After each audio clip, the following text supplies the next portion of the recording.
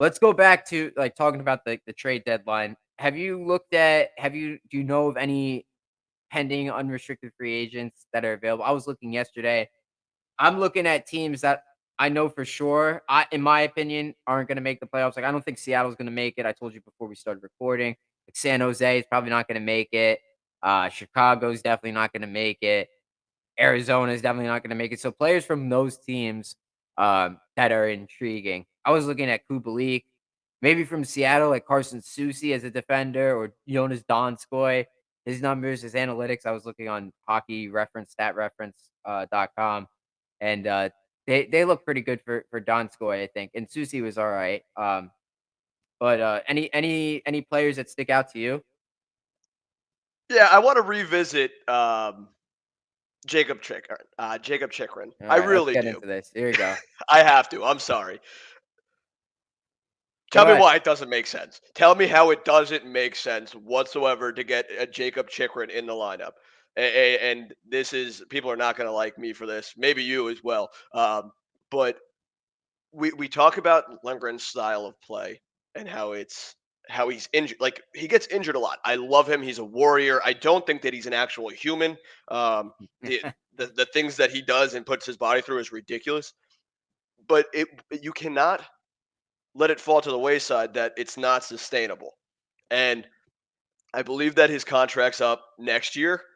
Mhm. You might want to sell high on that. Okay, he's going to want a long-term contract. It's inevitable. Okay? He's playing phenomenal. I'm not knocking any style. I'm not knocking anything about Lindgren. I think he's a fantastic player.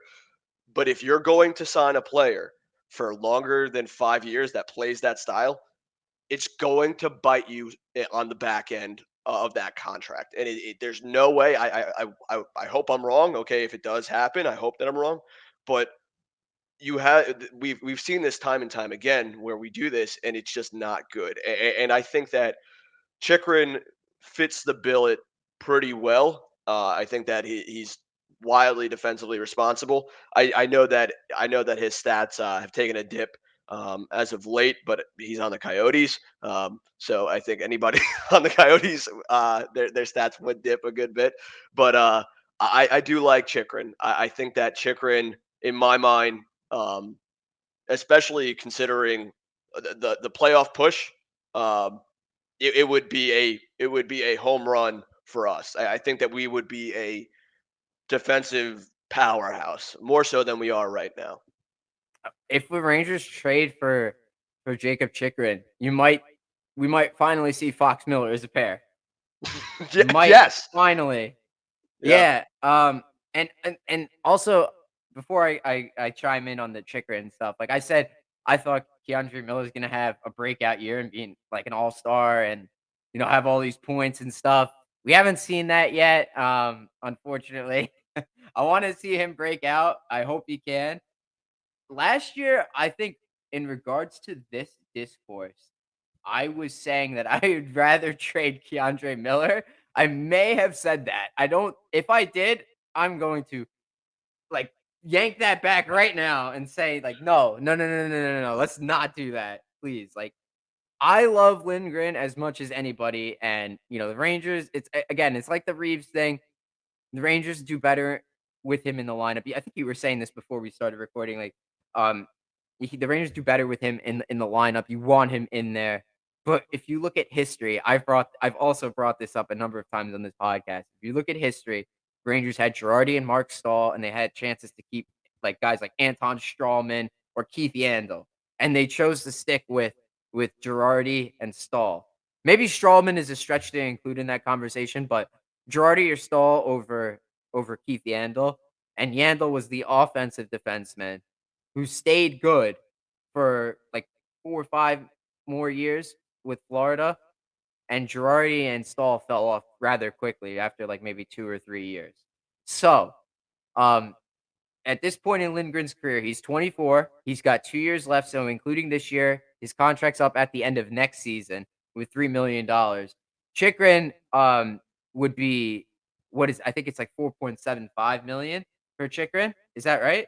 Yeah, I believe so. Yep. Okay, so I remembered it correctly. That's a significant upgrade, like, because he brings the offense in addition to the defense. So, you may not see Chychrun, bleeding every single night like Lindgren is. That's a one of a kind kinda player. But I do think if the Rangers make Lindgren available in a potential package for Chychrun, nobody else is gonna be able to top that package, and Arizona will be have to accept whatever the Rangers are offering because Lindgren is just a special player. Um, it's tough. Again, it's that mindset when we're in the moment where we're watching going game by game. We see what Lindgren's able to do on the ice. We see him block shots, take a beating, be so good defensively. We don't want to get rid of him. He's one of our favorites. He's a fan favorite. But then when you look at the grand scheme of things, do you think he's gonna age well? He's 24 now. He'll be 25, I'd say 25 by the end of his next contract, so he's gonna ask for a good, like, 5, 6 years. Um, are the Rangers willing to do that? I think Chris Drury, because he showed that he's able to trade Reeves, he could trade Lindgren too. And if he does trade Lindgren, then he's clearly not a meathead old old boys club general manager, and he's one with the newcomers, which is what we want. We want to have one of those GMs. So yeah, I'll agree with you. I think the Rangers should include Ryan Lindgren in a package for Jakob Chychrun as of right now. I will say this though, and I'm going to take it a different avenue as well. Why trade Lindgren this year? Why not trade him next year? Right? Okay, he still will have a year left with us, right? And all of a sudden, so now we have Chychrun. We have that 6.1 of cap accrual. I see. We Yeah. get it to where something along the lines of, even if it's Vitaly Kravtsov, okay, first round, similar to we're talking about the Patty Kane trade. Um, do something along the lines of that, and now we have a good problem to have because now we have Lindgren and Chychrun. Now the question is what would be better? Then it would be either a defenseman or forward question at the trade deadline. Um, Right. what would, in my opinion, for this year, I think the Rangers need a forward. I think the Rangers need a forward. I would love to have Chychrun, but if it's one or the other, the Rangers have had struggle scoring, like, and Patrick Kane would bring that. And I don't know. I don't. I know I said that there's probably guys available that are better than like Sammy Blay, but if if it's, like, leaves a lot to be desired, like Kubalik or not Kubalik, Donskoy, if, like, Donskoy is the best option out there. Again, I haven't done too much research into it. Maybe people could correct me if I'm wrong. If Donskoy is, like, the best player available, I doubt that he's, like, one of the best players that's going to be available. That's 1 year left. That's a bottom 6 forward.